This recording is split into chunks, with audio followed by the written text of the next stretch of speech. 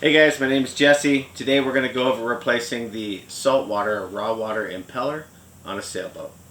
Okay, we're going to get into the impeller housing, and for this my go-to, any small job like this, my go-to is the gear wrench mini socket set and bit driver. And in this case I may not have a small enough socket to get those, but that's alright because the bit driver will do it for us. One of the cool things about this tool is you can actually get wrench tightness on a non-bolt or nut type fastener, like a screwdriver type fastener, and these happen to be both. So first thing I'm going to do is just loosen all these up. With any kind of driver, once it becomes loose, you don't need all that mechanical advantage anymore, so it's typically easier just to take them out finger tight. Now you'll notice that we're already starting to drip salt water, so that's good. We have a nice salt water flow, but we need to make sure that we get our manifold shut off so that we have no more seawater coming in. And on this boat, I have the manifold set up right back there so that you can individually select which valve you're shutting off. So I'm going to shut that off right now.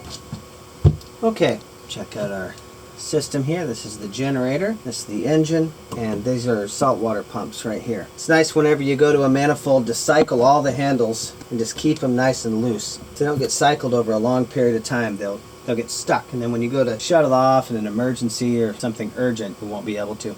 So as you can see, the drip has slowed. You know, working on boats is like that.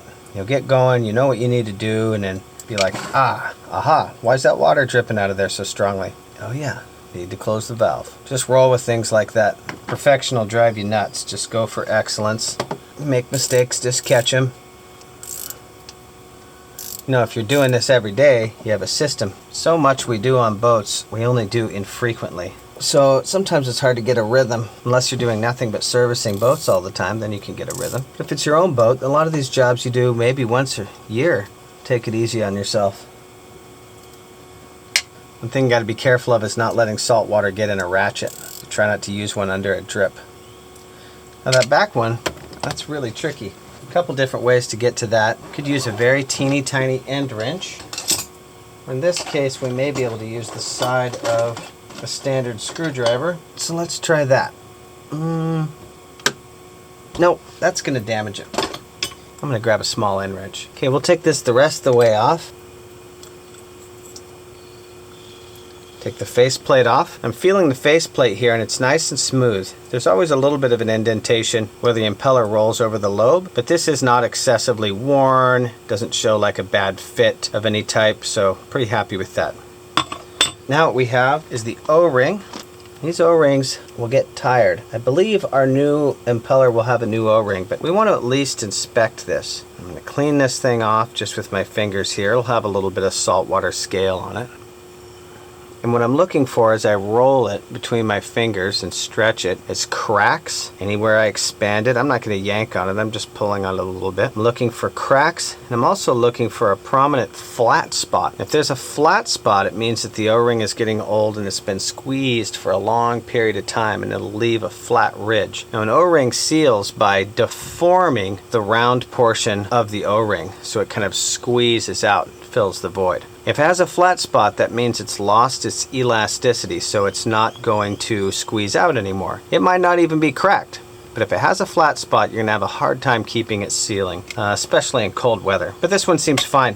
I've looked it over and this is completely reusable. Okay, the impeller itself can be brought out in a number of ways. Sometimes it's a real struggle and sometimes it's quite easy. You have to roll with it a little bit. The trick is pulling on both sides of the impeller at the same time. One technique is to take a screwdriver on the bottom and a screwdriver on the top and pry up and down at the same time. I've had good luck with getting a 90-degree awl back behind it and pulling it out that way with maybe a screwdriver on the bottom, but we cannot screw up this surface right here by prying or anything like that. You can buy an impeller remover. They're kind of expensive. I've always been able to get by without one, and if you think you can only change the impeller with a special impeller puller, then you're kind of screwed if you don't have one. So we're just going to work through this together, and we're going to be very careful not to damage anything. And sometimes this can be tedious, but just imagine that you're out on the ocean and you need to get this impeller out and replace it, and that you don't have the opportunity to replace important parts like this whole pump housing if you screw it up. I always like pretending that I'm on the ocean when I do a job. Of course, we have none of the stress that we would have on the ocean because the urgency just isn't there. See, I've gained on it just a little bit. See how that edge of that impeller is just starting to come out? That's a win. So what I was doing, I'm just going to do more. Don't chase a failed technique, right? I'm not damaging the housing, but it has cleaned off some of the buildup that's there, so I'm not concerned about that. I'm going to get back in here.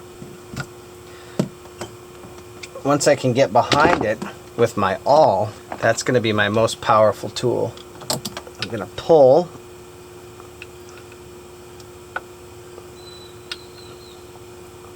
and work the impeller out bit by bit. Nothing wrong with moving around a little bit. There we go.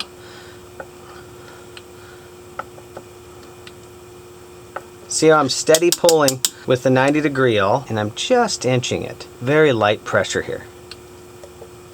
Small bites.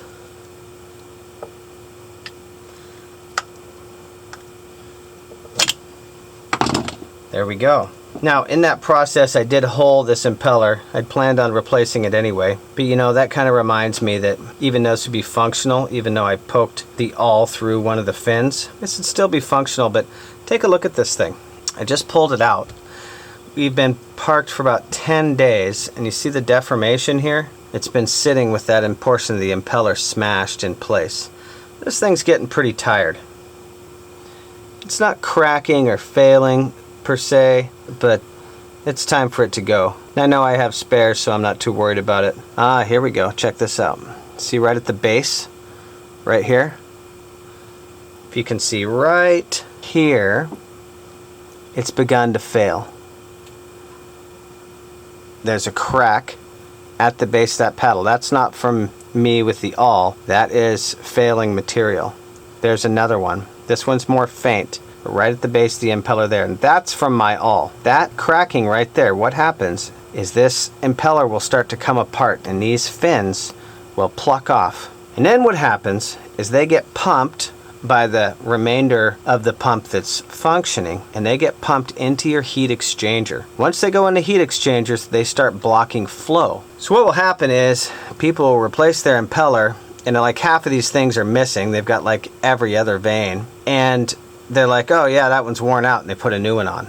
And then they run it for a couple of years, and then they put a new one on, and pretty soon there's like 15 of these chunk pieces of these vanes that have been chewed up and come apart inside that heat exchanger, and you start overheating. Then you have to pull the heat exchanger apart, and if you don't have the O-ring kit for that, and you try to do that at sea, you've got a problem. And that's a showstopper. You can't be overheating your engine and make way with your engine. So this is one of those maintenance items that it's not so obvious as checking the oil, right? It's not so obvious as loose belt tension. It's not so obvious as fuel filters even. It's kind of hidden away.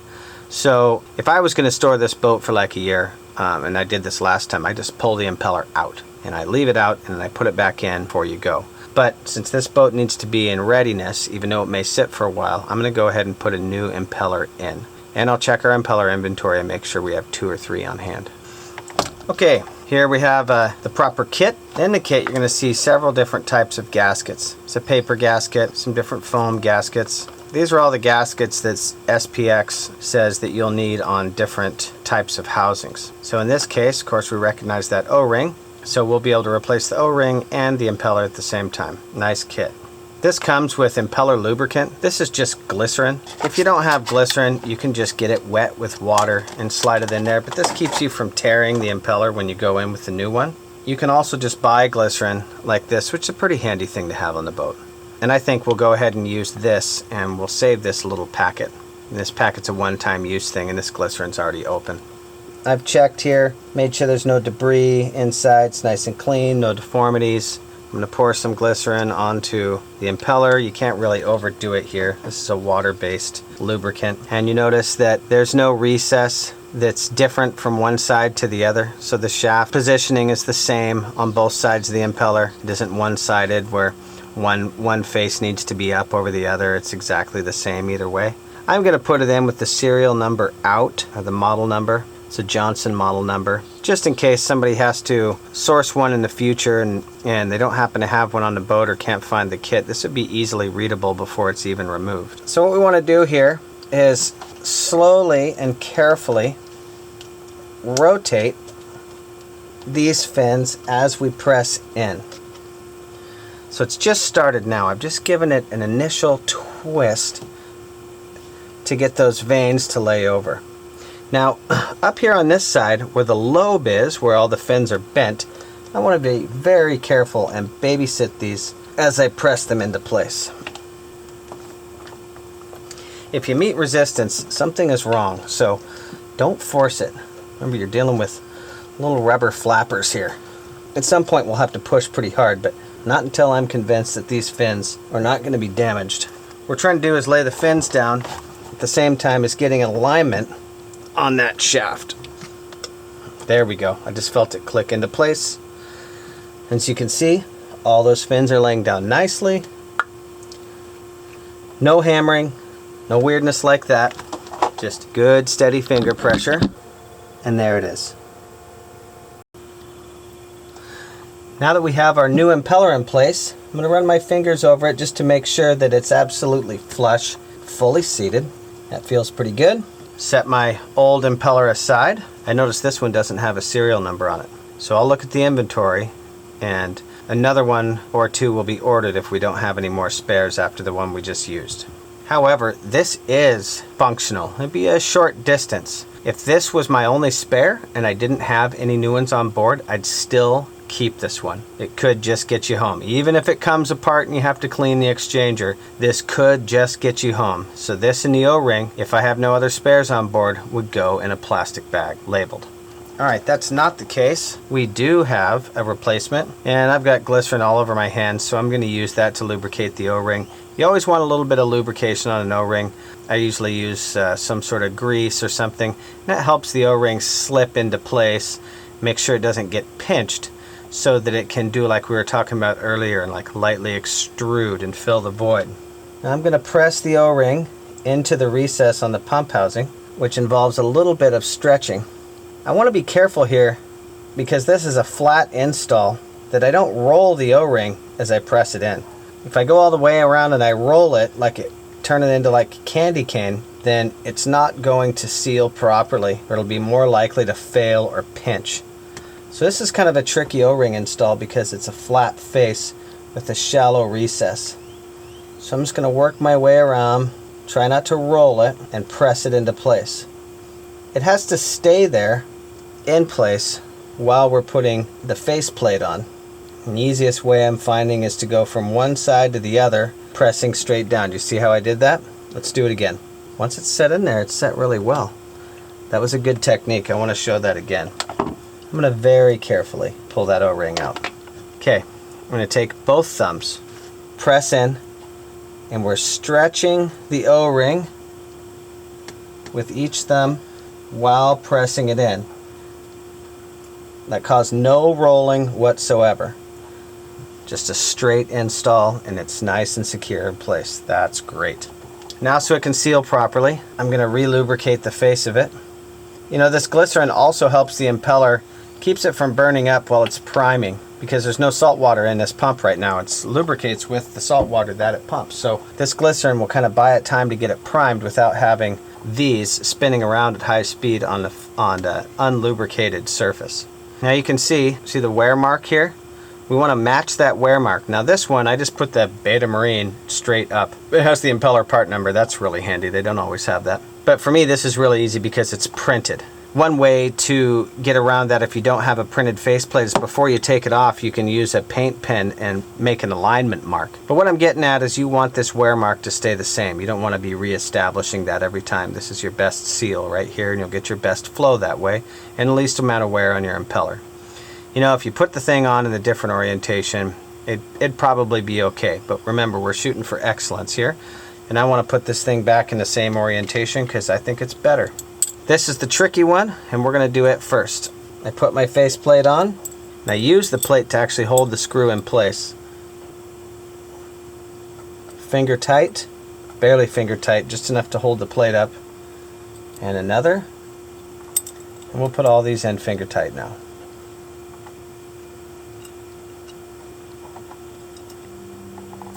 Okay, now I'm going to break out my 7mm end wrench, And I'm going to lightly tighten up the back fastener, just a little past finger tight. Good. Now I'm going to jump across. And I'm just going to tighten this up in a crisscross pattern. This is barely more than finger tight. What I want is even pressure on that O-ring, because if I squeeze real hard on one side, it might push it out of its seat, and we don't want that. I want nice even pressure. Okay, just starting to tighten up now. And I'll just keep with the crisscross pattern. It doesn't have to be some exact mathematically calculated crisscross. Just vary it and always go somewhere on the other side of the pump as you go around. And in the final sequence, just go all the way around so you don't forget any. Tightening it up. Notice I'm tightening with my fingers here. If your fingertips are slipping off the wrench and they're not too greasy, then that's tight enough. Now we're going to test it. I'm going to open that raw water intake valve on the manifold, and we'll make sure that it doesn't leak.